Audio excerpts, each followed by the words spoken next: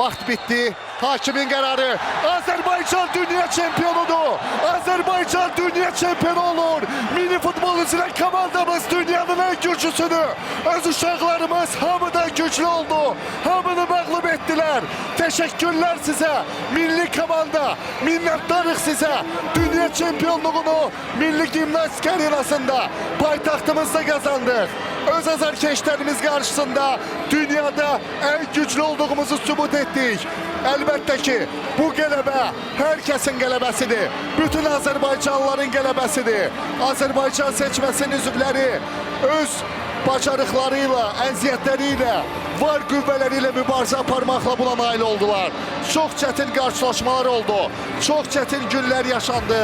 Amma Azərbaycan seçməsi bu qarşılaşmada final görüşündə inamlı qələbə qazanaraq dünyada hamıdan, bütün seçmələr